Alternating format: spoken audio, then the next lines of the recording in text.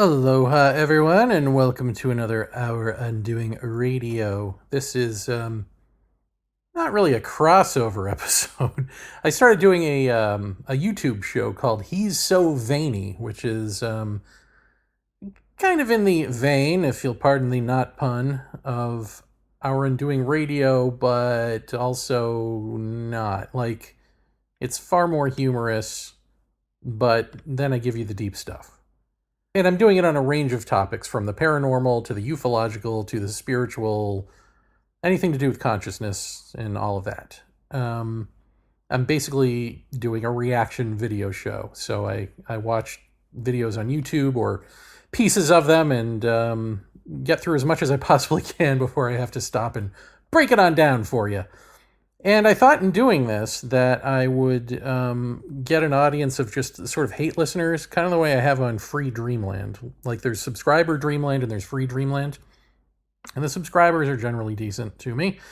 But the Free Dreamland people are a mixed bag, and it's a lot of trolls and morons.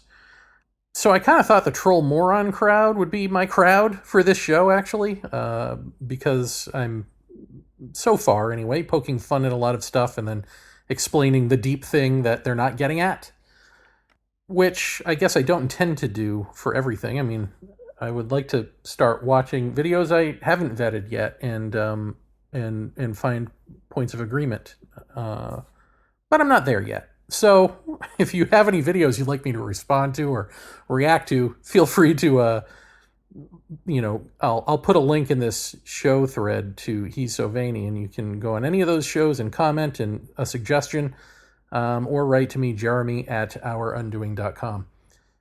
If there's anything you'd like me to react to, let me know. Okay, self-advertisement aside, the people who are listening are actually both funny and, I don't know, introspective, interesting, deep, something. So in other words, I'm really thrilled with the comments I've been getting so far, and one of them was good enough that I thought, hey, maybe I should react to it here on Our Undoing Radio. Expand on it, extrapolate from it, whatever, because I think it's worthy of doing that, worthy of more than just typing a paragraph in response or like a, hey, thanks, So this comment comes from an episode I did on reacting to Sky News Australia interviews free, quote unquote, free thinking artificial intelligence.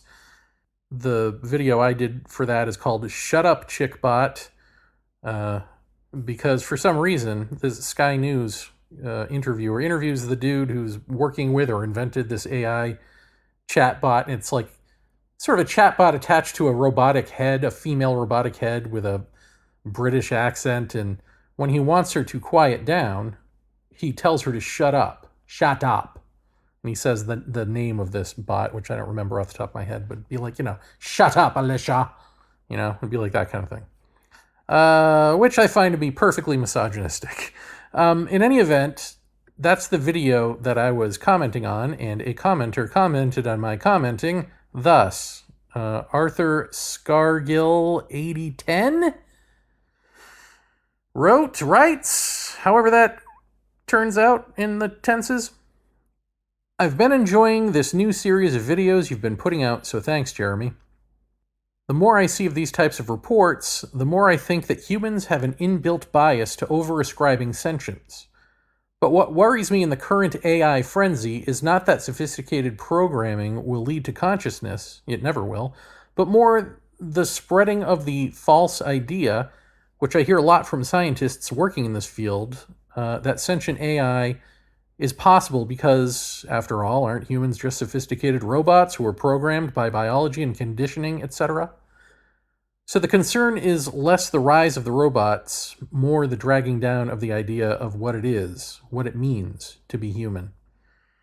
So that's what he wrote, and I can see most of this. I can agree with most of this, and we'll get to that. But let's get to the part that I'm not quite sure I do agree with, where he says in the beginning here, the more I see these types of reports, the more I think that humans have an inbuilt bias to over-ascribing sentience.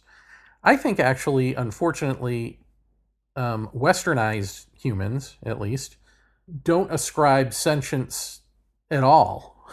Like, it's a struggle. I shouldn't say at all. I mean, we now sort of, many of us, realize that animals are sentient. Well, I guess it depends on what you mean by sentient. If you mean self-aware, if you mean have a self-sense, I think most of us get that animals do. Botanists and whatever other related science is now coming to the fact that plants do. But of course, indigenous cultures already factored all of this in and, talk about plant nations and animal nations. And I don't even know that they would say animal nations. They would actually say the name of the different nations. So they treated everyone living as an everyone, as their various nations. And it's only we who are of the, not the enmeshed in the environment, and so you have no choice but to observe how nature really is culture. We come from the Bible culture, that tells us like everything is an object here for you to do with as you wish because God loves you. Right? Like that's where we come from. And so, our science, of course, is born of that, as I've said on this show numerous times. So even when scientists consider themselves atheists or non-religious or that they're getting rid of superstition, the unconscious Judeo-Christianity underpinnings are still there and they're hesitant to get rid of them. Witness one Elon Musk now, who for his Neuralink has been suppressing the fact that he's been killing monkeys, right?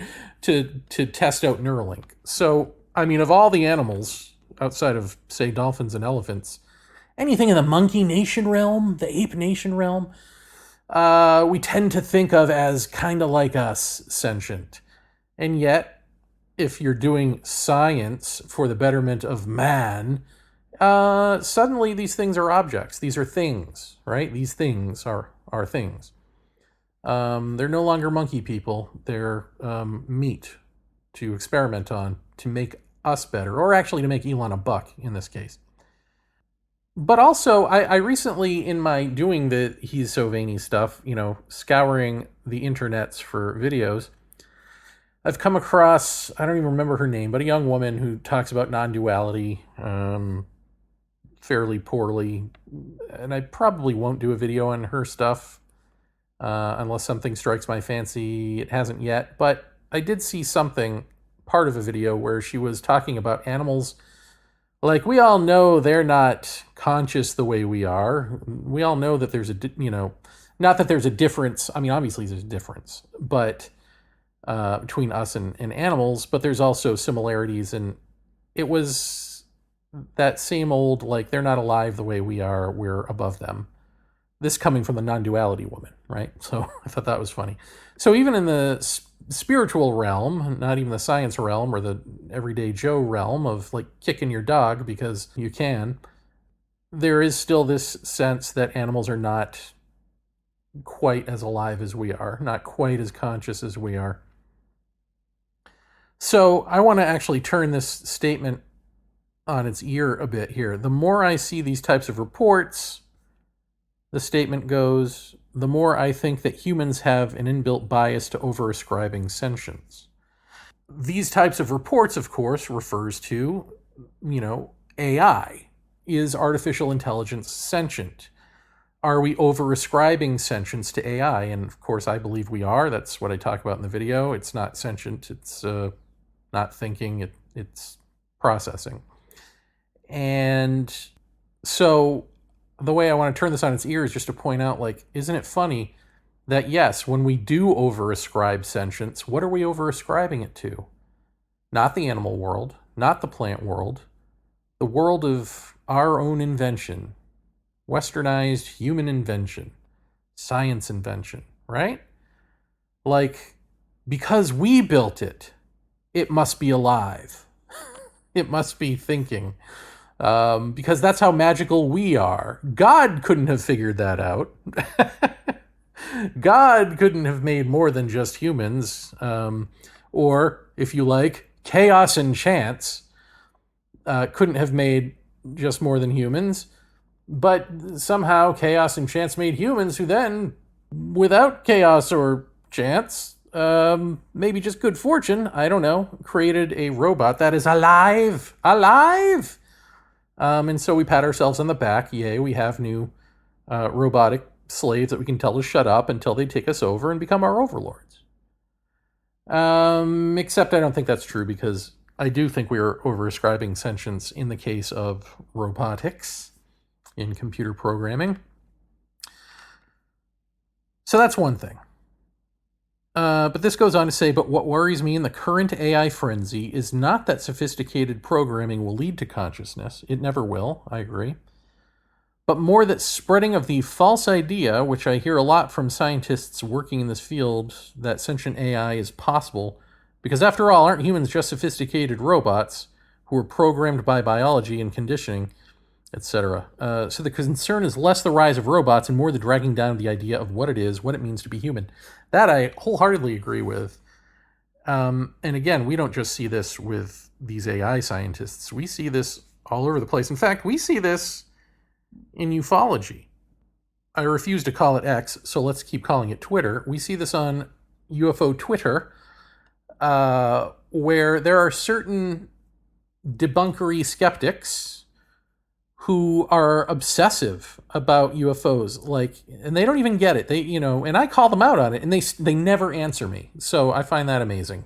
They'll answer everyone else but me when I call them on their obsessiveness, because they're obsessive, and yet here they are trolling obsessively people they find to be obsessive, believers and quote-unquote cultists who believe in UFOs and aliens and all of this. But essentially, all they can do is sort of pick the low-hanging fruit, as Jeff Ritzmann would say, and make examples and mockeries out of the easiest thing to make examples and mockeries out of, but in service of always only ever saying this stuff can't be true. Never examining, well, wait a minute, that stuff may not be true, but is there a depth here that is covering over? Because essentially, by doing away with the UFO and the question of the alien and poo-pooing it, they're not doing that in service to a fact. They're not doing that in service to a truth. They're doing that in service to collapsing the idea that there is meaning into materialism. I mean, a lot of people, and it probably is true, a lot of people believe that these obsessive debunker types can't handle the notion of a higher intelligence, one who is higher than them. And like I say, that's probably true in most cases, or many of them at least, but it's probably even more true that they live meaningless lives, which most people do, but meaningless lives that they don't even want to try to find meaning for or within. They don't even want to search for meaning. They just want to say there is no such thing. We're all meat. We're all programming and biology.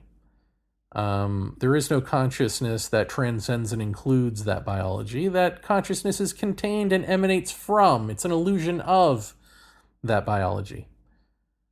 And because that's their belief, they have to defend that.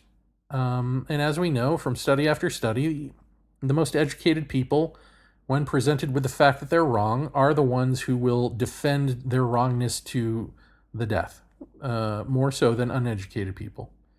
So, these people are smug and arrogant and easy to pick out of the crowd as the ones who are that personality type, that obsessive, I must collapse everything to materialism at all costs people. And then once you have a meaningless human existence, what does it matter if you create robots that take over the world? Just think about that mind. We've talked about it on the show before, and I've talked about it elsewhere. I've talked about it in this AI video for He's So Vaeni. we tell ourselves in our own science fiction what will happen: the rise of the robot, right? The rise of AI, the fear that that they will become what we fear we are ourselves, which is like slave masters and essentially extinction artists killing us off.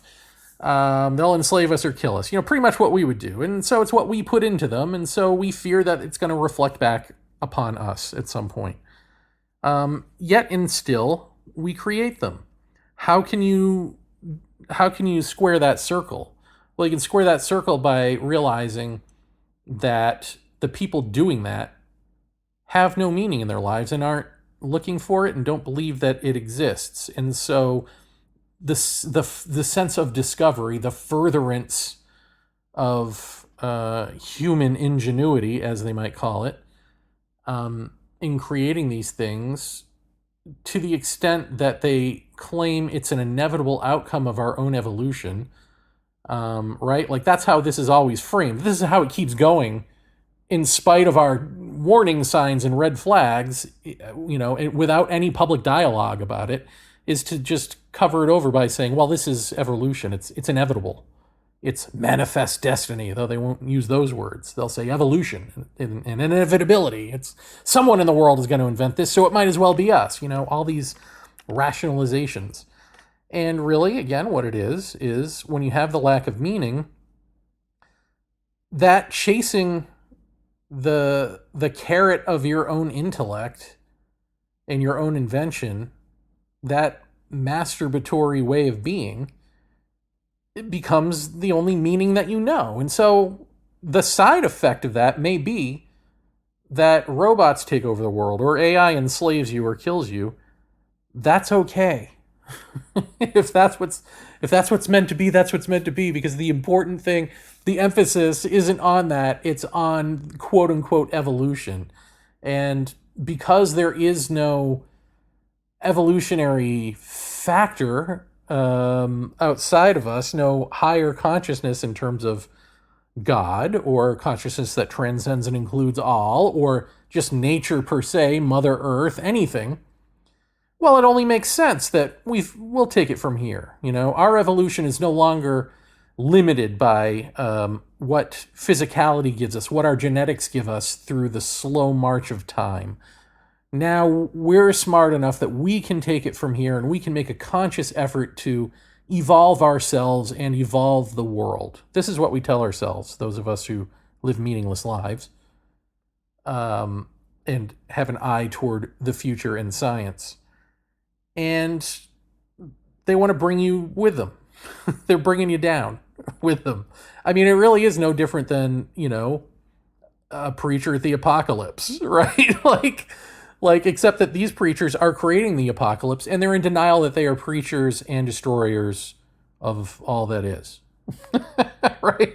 They would call it advancement, evolution, not death and destruction. They'd pretend to be in control of that death and destruction. It'd be, we'll cross that bridge when we come to it. We invented our way to it, we'll invent our way out. That old canard. And if death and destruction happens, oh well. I just wanted to point that out. This is the problem. You're right. Arthur Scargill, 8010, which I think was a Van Halen album. No, probably not. But also, let's not forget our other favorite little friend in the room, fear of death. Of course, famously, we see this with Ray Kurzweil, who is a computer scientist who is, like the granddaddy of a lot of this crap. And I saw a documentary with him ages ago where he takes every pill imaginable, every vitamin and nutrient you can, just to stay alive for as long as possible, because he's so afraid of death. He's one of these people who wants to create a singularity between man and machine, download his consciousness, or the information of his brain. I guess he wouldn't necessarily say spirit. He would just say information transfer from brain to the computer so that he could live forever, assuming that, computer repairmen exist in the future and haven't also downloaded themselves into computers. Maybe they do. I mean, maybe the computers all become, they have robotic arms. Maybe he wants to be a robot. I don't know. The point is, he wants to merge with technology because he thinks that's the elixir of eternal life. And he's so afraid of death and he's rich and he's, influential enough in such fields that he can afford to bring us all with him to make this a reality. His fear of death becomes a death wish because, in his view, AI. Now, I haven't kept up with him, so I don't know if you would say that it is sentient right now, but it will be eventually, right?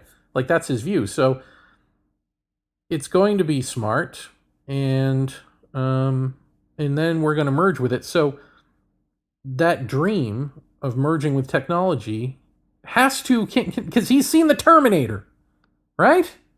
He's seen 2001: A Space Odyssey. He's no stranger.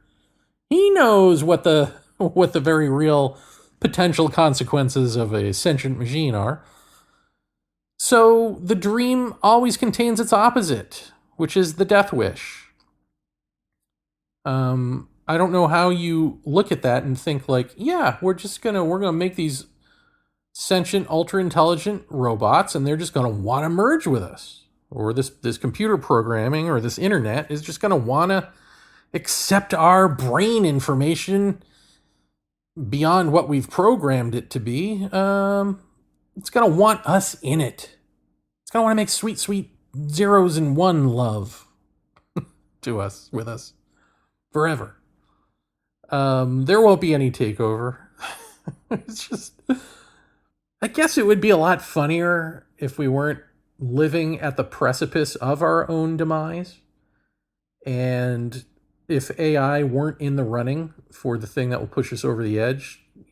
Like, there's clearly a race. Of course, there's always asteroids. That's always a contender that's in the background that we forget about until we hear that, like, one came super close to Earth and we didn't see it because it was hiding somewhere.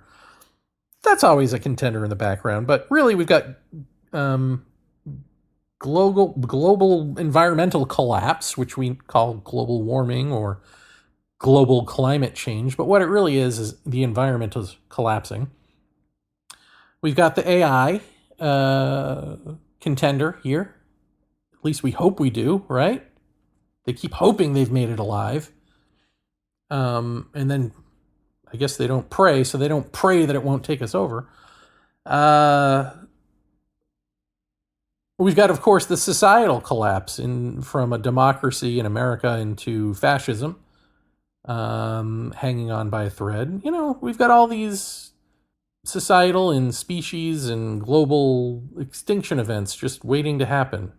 Nuclear war, nuclear reactors, all lining up nicely to see who's going to, in this reality show, take the mantle. And of course, I guess you could throw in, if you want, since you've got all this fake disclosure stuff going on, you could throw fake aliens in there too. Will the fake aliens save us, or will the fake aliens wipe us out? To be continued. Boy, it's a lot, right? The existential crisis mode that we're in is quite.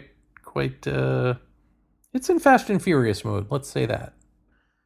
But here's the ironic thing that I find with these sciencey skeptic types, and probably with the Silicon Valley dudes as well. I haven't talked to a lot of them, but I assume it goes the same way because they're all cut from a very similar or same cloth, which is they're lying to themselves about wanting to know reality. Of course, they're lying to themselves about having a handle on reality at all, but they're lying about wanting to know anything about it because, again, let's just go back to that one UFO Twitter person, or it really is one person that I'm thinking of, but it's been a bunch of people over time.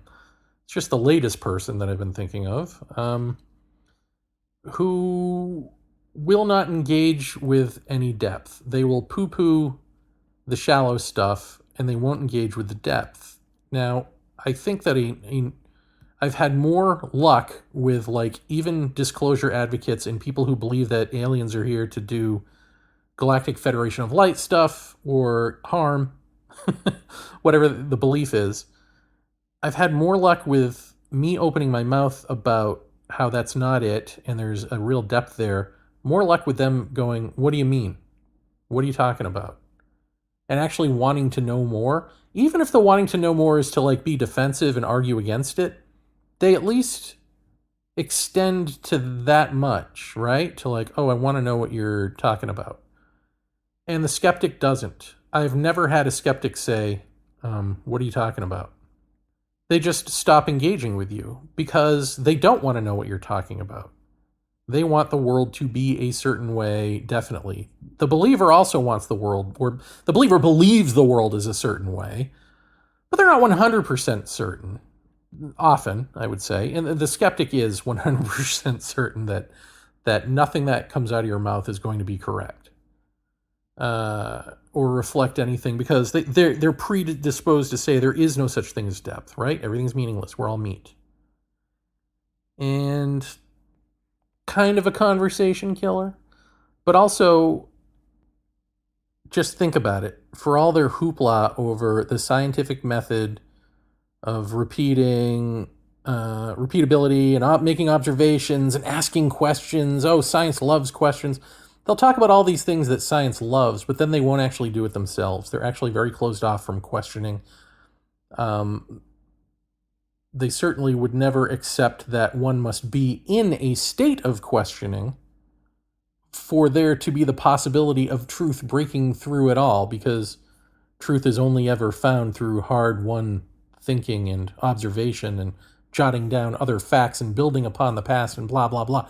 There is no stage of truth upon which we may live, or a state of truth that speaks to us in our moments of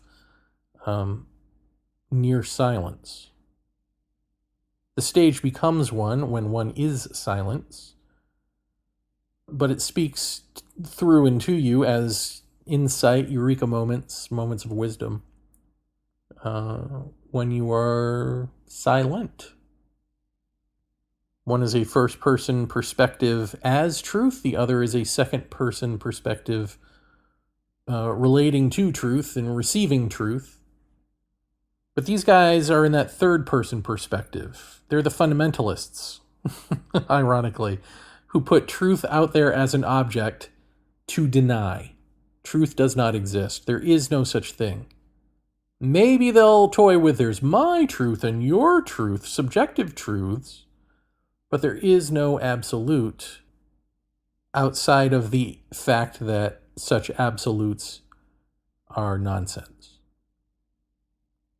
And what if they're wrong? What if that itself is nonsense? What if at the end of the day, the people who are believers in the things that they find to be uncredible are easy to go after because their beliefs are irrational, but the thing that they're forming beliefs around may not be irrational. It may be transrational. It may have an anchor point in rationality, but transcend and include rationality. And how does one who fancies him or herself purely rational view the transrational? Well, if they view it at all, they view it as irrational. But more times than not, they ignore the question altogether because that's just easier to do. And of course you can do that because truth really has no relationship to the rational in that way. It's not thought. It can become thought through the eureka moment, but it is, let's say, a living stream. And when you, the self, the person, the thought construct, rational or irrational, whatever you are, when you are silent, some water from that stream may have a chance to actually splash in your face, because the thing that keeps it from splashing in your face is you. So When you're in your quiet moments, when you've stopped all that thinking, is when truth may smack you in the face or splash you. It may splash you. And when you are silent, truth washes over and through such a one. Truth becomes such a one.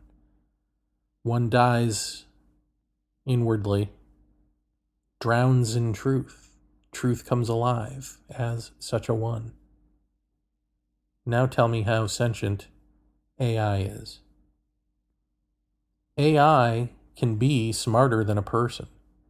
Heck, the average computer can calculate, can play chess, can, perform in a quicker manner than the most intellectual genius among us. Can already do that. What's the difference? The thing that separates man from machine isn't the intellect.